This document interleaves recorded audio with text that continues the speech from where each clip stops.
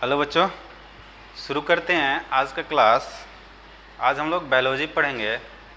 पिछले क्लास में या वीडियो में हम लोगों ने देखा था कि मानव पाचन तंत्र में कौन कौन से अंग भाग लेते हैं, है ना। आहार नाल के कुछ पार्ट्स के बारे में डिस्कस किया था, जिसमें मुख्य रूप से हम लोग ने मुख गुहा के बारे में देखा था, है ना। आज उसी क्रम में आगे बढ़ते हैं और उसका नेक्स्ट पार्ट जो आहार नाल का होता है वो होता है ग्रसनी के बारे में देखते हैं। तो मुख गुहा का सबसे पिछला भाग जो होता है ग्रसनी कहलाता है ना। सबसे पिछला भाग क्या कहलाता है? ग्रसनी कहलाता है। इसके दो छिद्र होते हैं। ग्रसनी में दो छिद्र होता है। इसका स्ट्रक्चर लाइक ऐसे होता है, ठीक है। इस तरह से मुख गुहा हुआ और यहाँ से जो है एक श्वास नली आता है ना, नाक वाला। इस तरह से इसका स्ट्रक्चर होगा, ठीक है। इस स्ट्रक्चर में एक निगल द्वार होता है। यहाँ से भोजन निगल द्वार के द्वारा हम लोग निगलते हैं, जो चला जाता है ग्रास नली के द्वारा आमाशय में और फिर छोटी आंत में। दूसरा जो होता है कंठ द्वार, जो होता है एक तरह से श्वास नली इसको कहते हैं ना। कंठ द्वार जो होता है श्वास नली के पीछे वाला भाग होता है, जो श्वास लेने पर इसके द्वारा श्वास जो है इसमें आता है। तो ये जो है एक उभयनिष्ठ द्वार इसको कह सकते हैं, जिसमें या उभयनिष्ठ अंग जिससे हम भोजन निगलते भी हैं और क्या करते हैं, श्वास भी लेते हैं। यहाँ पर एक पट्टी रहती है, यहाँ पर नीचे की तरफ में एक पट्टी रहती है जिसका नाम एपिग्लोटिस पट्टी है। इसका वर्क क्या है कि जब भी हम भोजन करते हैं तो उस टाइम में ये इसको ढक लेता है। श्वास नली को क्या करता है, ढक लेता है, जिसकी वजह से श्वास नली जो है वो बंद हो जाता है और भोजन सीधे अंदर चला जाता है। अगर ऐसा ना हो, कभी कभी ऐसा होता है, हम लोग पानी उनी पीते हैं, अचानक से अनैच्छिक क्रिया की वजह से ये पट्टी ढक नहीं पाती है, तो हमारा जो भोजन है या पानी वगैरह है नाक से बाहर आ जाता है ना। नाक के द्वारा क्या होता है, श्वास नली द्वारा बाहर आ जाता है। ऐसा होता है, तो ये पट्टी ढक नहीं पाती है। तो ग्रसनी में मुख्य रूप से इतना ही था। इसमें याद रखोगे कि इसके दो द्वार होते हैं, एक निगल द्वार और एक कंठ द्वार। कौन सा पट्टी जो है वो ढक लेता है श्वास नली को, तो वो कौन सा होता है, एपिग्लोटिस पट्टी, है ना। कौन सा, एपिग्लोटिस पट्टी। इसका बहुत बार ऑब्जेक्टिव में पूछा हुआ एक क्वेश्चन है, एपिग्लोटिस पट्टी कहाँ पाई जाती है, तो ग्रसनी में पाई जाती है। क्लियर है। अब दूसरा जो है वो है ग्रास नली ना। ग्रास नली के बारे में देखते हैं। तो इसके नीचे, ग्रसनी के जस्ट नीचे की तरफ ऐसे जुड़ता है ग्रास नली। ये नलिका क्या कहलाती है, ग्रास नली। और इस जी बॉन्ड पे जो ये मिलता है, यानी ये जो ग्रसनी है और जो ग्रास नली है, जिस पॉइंट पे मिलता है, इसी को बोला जाता है कंठ। क्या बोला जाता है, कंठ बोला जाता है ना। ग्रसनी और ग्रास नली जिस जगह पे मिलती हैं उसको बोला जाता है कंठ, ठीक है। तो इसमें लंबा एक ग्रसनी से नीचे जो आमाशय की तरफ जाता है, ये क्या कहलाता है, ग्रास नली कहलाता है। ग्रास नली में जो पॉइंट होंगे यह ग्रसनी के नीचे होता है, ग्रसनी का यह नीचे वाला पार्ट होता है। दूसरा पॉइंट अगर इसमें देखा जाए तो इसमें भोजन पहुंचता है, तो इसमें संकुचन तथा शिथिलन होता है ना, जिसे क्रमकुंचन गति कहा जाता है भोजन का। यह इस तरह के शेप में होता है। इसमें जो नलिकाएं होती है वो इस तरह के शेप में होगी सर, है ना, इस तरह से, ठीक। ये जो होता है इसमें भोजन जब आएगा, ठीक है, तो ये जो है कहीं कहीं ऐसे होगा फैला हुआ, कहीं जो होगा वो सिकुड़ा हुआ होगा। तो जो फैला हुआ होगा उसको शिथिलन बोला जाता है। यहाँ फैलाव है तो ये क्या हो जाएगा, शिथिलन। यहाँ पर लाइक एक भोजन हम रखते हैं जो आ रहा है इस नली के द्वारा, तो ये हो जाएगा संकुचन और ये क्या हो जाएगा, शिथिलन। ये पॉइंट हो जाएगा शिथिलन। इस तरह की जो गति होगी वो क्या कहलाएगी, भोजन की क्रमकुंचन गति। ये जो भोजन हमारा आ रहा है अंदर, आहार आ रहा है, वो क्या होगा, भोजन का क्रमकुंचन गति। बहुत इंपॉर्टेंट, क्रमकुंचन गति कहाँ होता है, तो ग्रास नली में होता है ना। क्रमकुंचन गति कहाँ पे होगा, तो ग्रास नली में होगा। क्रमकुंचन गति के कारण ही भोजन धीरे धीरे नीचे खिसकता है ना। हमारे अंदर क्रमकुंचन गति के कारण ही भोजन क्या होता है, अंदर जाता है। ठीक, और ये अंदर कहाँ चला जाता है, अमाशय में चला जाता है। कहाँ चला जाएगा, अमाशय में भोजन अंदर चला जाएगा। दूसरा पॉइंट अगर देखा जाए तो इसमें क्या है कि ग्रास नली में भोजन पाचन नहीं होता। बहुत इंपॉर्टेंट, बहुत बार ऑब्जेक्टिव टाइप्स में ये क्वेश्चन पूछ दिया गया है कि पाचन तंत्र का वैसा कौन सा भाग है, आहार नाल का या पाचन तंत्र का वैसा कौन सा भाग है जहाँ पे पाचन नहीं होता है, पाचन की क्रिया नहीं होती है। तो कहाँ पर बाबू, ग्रास नली।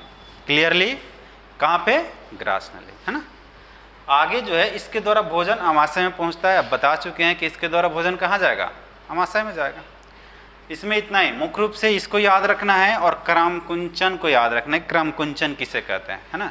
तो आहार नाल में जब भोजन जाता है तो क्या करता है, सिकुड़ता है, फैलता है, सिकुड़ता है, फैलता है। तो इसी सिकुड़न और फैलाव को क्या कहा जाएगा, क्रमकुंचन गति, जिसकी वजह से भोजन धीरे धीरे नीचे खिसकता है। क्लियर। नेक्स्ट जो पार्ट होगा हमारा वो अमाशय होगा ना। मुख गुहा के बारे में जाने, ग्रसनी के बारे में जाने, फिर हम लोगों ने ग्रास नली के बारे में देखा। अब जो होगा वो क्या होगा, अमाशय। अमाशय से बहुत सारे क्वेश्चंस आते हैं, इससे तो बहुत कम, निगल द्वार वगैरह, एपिग्लोटिस आ जाता है, यहाँ से क्रमकुंचन आ जाएगा या ऑब्जेक्टिव के तौर पे आ जाएगा, है ना। लेकिन अगर मेन रूप से अगर देखा जाए तो छोटी आंत, बड़ी आंत, यकृत, यहाँ से क्वेश्चन ज़्यादा आते हैं। अमाशय, अग्नाशय, यहाँ से ज़्यादा क्वेश्चन आएंगे। तो अगर इसका देखें तो आकार जे के साइड का होता है ना। इसका आकार जो होगा सर इस तरह से होता है। अमाशय का आकार इस तरह से होगा, या अमाशय जो होता है इस शेप का होता है ना, जे आकार का होता है। ठीक है, यहाँ से अगर हम यहाँ पर बनाएं तो ये यहाँ से ये नली आके ऐसे जुड़ती है ना, इस तरह से ये नली जो है ग्रास नली इसमें जुड़ती है, जो इसमें आकर भोजन आता है अमाशय में। अमाशय में जो भोजन आता है सर वो चाइल के रूप में होता है। किस रूप में होता है, चाइल के रूप में होता है। इसके भीतरी दीवारों पर, अच्छा, अमाशय को 3 भागों में बांटा गया। अग्रभाग, आगे वाला भाग ये वाला, पश्च भाग ये पीछे वाला भाग, और मध्य भाग बीच वाला भाग, है ना। अग्रभाग को बोला जाता है कार्डियक, पिछले वाले भाग को पाइलोरिक और मध्य भाग को फुंडिक। ऑब्जेक्टिव में डायरेक्टली क्वेश्चन आता है कि इसमें कौन सा अमाशय का भाग नहीं है। 4 ऑप्शन आपको दे रखेंगे, 3 तो ये रहेगा, चौथा कोई अलग रहेगा। तो उसमें हम लोग देखेंगे कि ये 3 तो हैं, 4 नंबर जो भी रहेगा अलग नाम वो नहीं होगा, तो हम क्या करेंगे कि उसको छांट लेंगे। क्लियर। इसके बाद इसके भीतरी दीवारों पर एपिथेलियम कोशिका का स्तर होता है, जो धंसा होता है। यहाँ जो होता है इसके भीतर वाला पार्ट में, इस भीतर वाला दीवार, अच्छा, भीतर वाला दीवार और बाहर वाला दीवार की बात करें तो ये जो बाहर से आवरण बनेगा सर, ये बाहरी दीवार कहलाएगा। ये जो बाहर से बन रहा है ये बाहरी दीवार, और ये जो ऐसे भीतर से बन रहा है वो क्या कहलाएगा, भीतरी दीवार कहलाएगा। तो भीतरी दीवार पर एपिथेलियम नामक कोशिका पाया जाता है। इस कोशिका में थोड़ा सा धंसाव होता है ना, धंसा हुआ रहता है अंदर की तरफ। ये क्या रहता है अंदर की तरफ, इस तरह से धंसा हुआ रहेगा, इस तरह से। तो ये जो धंसा हुआ पार्ट है, यहीं पे जठर ग्रंथि या अमाशय ग्रंथि का क्या होता है, निर्माण होता है। बहुत इंपॉर्टेंट, जठर ग्रंथि, है ना। एक तो सिंपल सा क्वेश्चन यही आ जाता है कि जठर ग्रंथि कहाँ पाई जाती है। तो जठर ग्रंथि कहाँ पाई जाएगी बाबू, अमाशय में। जठर ग्रंथि कहाँ पाई जाएगी, अमाशय में। और ये भीतर की तरह धंसा हुआ होता है ये कोशिका, इसीलिए इसको क्या बोला जाता है, जठर ग्रंथि बोला जाता है। तो अमाशय में हम लोगों ने क्या देखा है कि इसका शेप जो होता है, आकार, वो जे आकार का होता है। इसका 3 भाग होता है, कार्डियक, पाइलोरिक, फुंडिक। क्वेश्चन कहाँ कैसे कैसे पूछेगा, तो अमाशय के अग्रभाग को क्या कहा जाता है, कार्डियक। अमाशय के पिछला वाला भाग को क्या कहा जाएगा, पाइलोरिक। अमाशय के बीच वाले भाग को क्या कहा जाएगा, फुंडिक। ठीक है, क्वेश्चन ऐसे भी पूछेगा कि इसमें से कौन सा अमाशय का पार्ट नहीं है, तो क्या है, कौन सा बाबू, तो ये 3 गो पार्ट है और 3 गो के अलावा जो ऑप्शंस रहे वो क्या होंगे, नहीं होंगे। क्वेश्चन ये भी आ जाएगा कि अमाशय के कितने भाग होते हैं, तो 3 भाग। क्लियरली। इसके बाद क्वेश्चन ये भी आ जाएगा कि जठर ग्रंथि कहाँ पाई जाती है, तो अमाशय। तो ये मोस्ट इंपॉर्टेंट जो टॉपिक है अमाशय है। ठीक है, यहाँ से जो हम लोगों ने सीखा कि ग्रास नली में सबसे इंपॉर्टेंट चीज़ कि इसमें भोजन का पाचन नहीं होता है। पाचन तंत्र का वह भाग जहाँ पर भोजन का पाचन नहीं होता है, पाचन की क्रियाएं नहीं होती है, वो क्या होता है, वो हमारा ग्रास नली होता है। दूसरा चीज़ कि ये फैलता, जब इसमें भोजन जाता है तो ये फैलता है, सिकुड़ता है, यानी इसमें संकुचन होता है और शिथिलन होता है। संकुचन का मतलब सिकुड़ना और शिथिलन का मतलब फैलना। तो जो फैलाव और मतलब सिकुड़ाव होगा जिसको कहा जाएगा क्रमकुंचन, भोजन का क्रमकुंचन गति।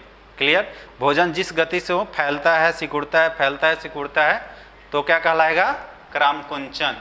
ठीक है, इसी गति के कारण, भोजन का ये जो गति है क्रमकुंचन गति, इसी के कारण क्या होता है कि जो भोजन है धीरे धीरे नीचे चला जाता है ना।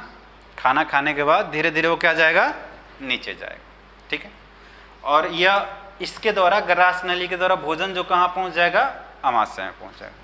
ग्रसनी में कुछ खास नहीं है, मुख गुहा के पीछे वाला भाग होता है।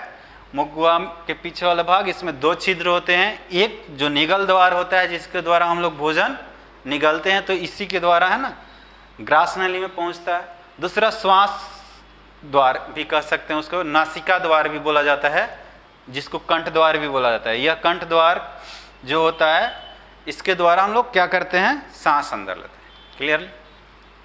कंठ द्वार के पीछे एक पट्टी पाई जाती है जिसको क्या बोला जाता है, एपिग्लोटिस। इसका वर्क यही है कि खाना खाते वक्त ये क्या करता है, कंठ द्वार को या श्वास नली को क्या करता है, ढक लेता है। इसके ढकने की वजह से भोजन जो है श्वास नली में नहीं पहुंच पाता है। अगर किसी वजह से यह नहीं ढक पाता है तो भोजन श्वास नली के द्वारा या पानी वगैरह पीते हैं तो बाहर निकल जाता है नाक के द्वारा। तो रीज़न यही होता है कि ये पट्टी जो है एपिग्लोटिस पट्टी, वो क्या करता है, कंठ द्वार को या श्वास नली को ढक नहीं पाता। क्लियर। तो आज का क्लास यहीं पे बंद करते हैं। नेक्स्ट वीडियो में अमाशय में बहुत सारी चीज़ें बच गई हैं जिसके बारे में हम लोग देखेंगे, है ना। तब तक के लिए धन्यवाद।